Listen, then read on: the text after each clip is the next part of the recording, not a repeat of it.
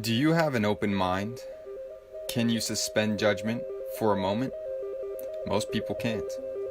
But what if your job depends on it? What if the freedom to hug people depends on it? What if your life depends on it? Here's a new theory. First, consider that we live in a world where everything is toxic. The soil, the water, the air, our food, even our medicines are toxic.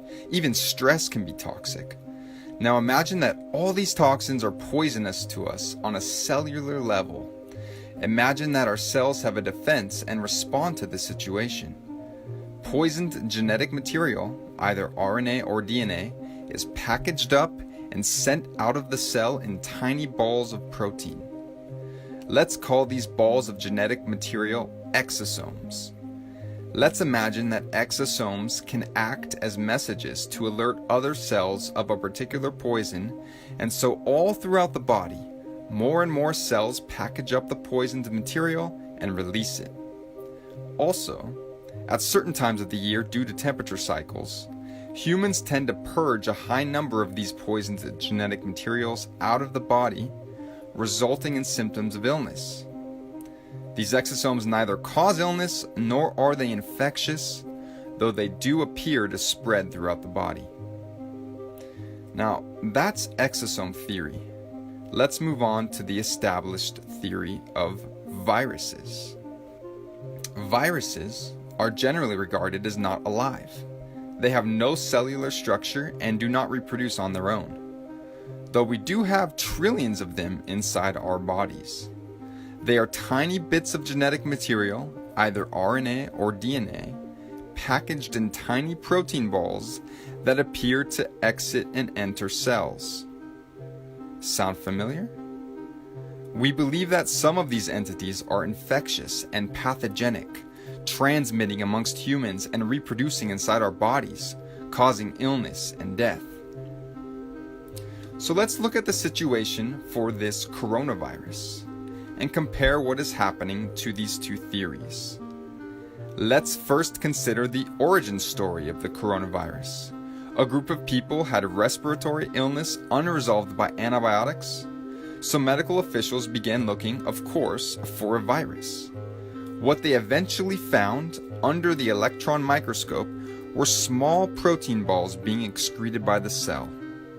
Okay, first comparison. This would make sense in both exosome theory and virus theory.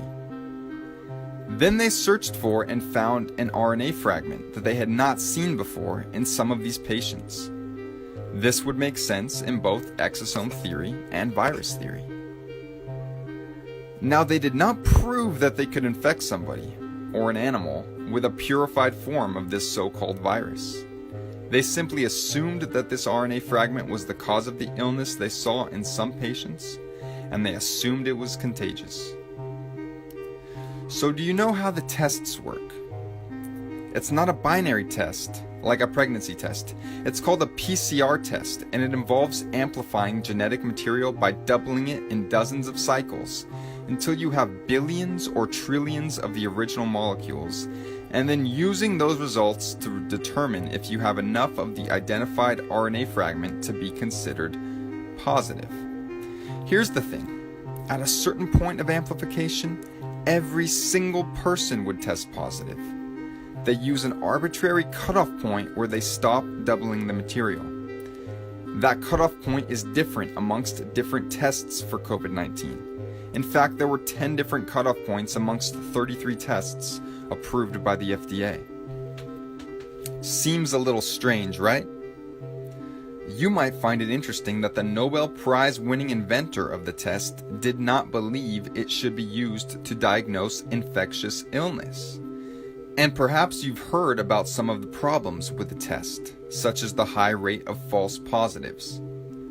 But in any case, let's say that after 37 times of doubling a specific genetic material they found in your body, they determine that you have enough of the RNA they are looking for to be considered positive. This could make sense in both exosome theory and virus theory. But clearly there are clusters of people getting ill. Look at New York City. It must be a virus. However, if you are being poisoned by something in your environment, it's likely people near you are too.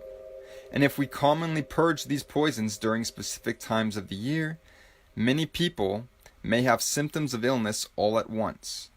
This fits either theory. Now, here's where things get interesting. Let's go to the Diamond Princess cruise ship situation. Did you know that people who were bunked together for days had conflicting positive and negative tests? How could one person have this highly infectious illness but not transmit it to somebody bunking with them for days? This would make sense in exosome theory, where the balls of RNA are not contagious, but it would not make sense for virus theory, where the balls of RNA are supposed to be highly infectious. Let's take a look at the first case of transmission in Illinois. A woman traveled to Wuhan, came back, and both she and her chronically ill husband ended up testing positive. Medical authorities then tracked over 300 people who had had close contact with them to see who acquired the virus. And guess what? 0 positives. This again would make sense in exosome theory, since exosomes are not contagious. But it would not make sense for virus theory, where this is supposed to be an infectious virus. In fact, do you know that there are many documented cases all around the world of patients testing positive for this RNA fragment with no relevant travel history and no known possible contact with somebody who was infected? These were people in the middle of nowhere, early on in this whole crisis, who suddenly were testing positive. This would make sense, again, in exosome theory, where the RNA is being produced as an immune response within our cells. But it would not make sense for virus theory, where you are supposed to have had contact with somebody with the virus. What about the high levels of people testing positive who don't get sick? In fact, 80% of people testing positive are either asymptomatic or have slight cold symptoms. Why? This would make sense in exosome theory, since the RNA fragments are not the cause of the illness. But it would not make sense for virus theory, where this virus is supposed to cause the illness. Things get even stranger.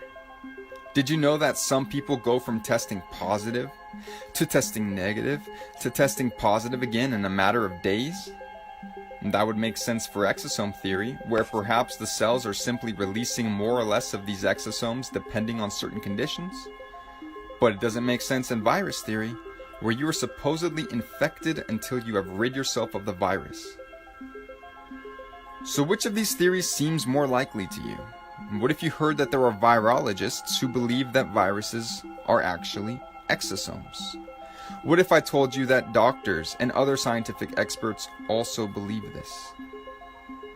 Ultimately, regardless of which theory you believe in at this point, the established infectious virus theory or the emerging theory of exosomes, how confident are you in the PCR test? Are you really interested in having your life hinge on the results you get from this potentially meaningless test? Do you want your loved ones tested? Do you want to be tested? Or shall we perhaps refuse the test?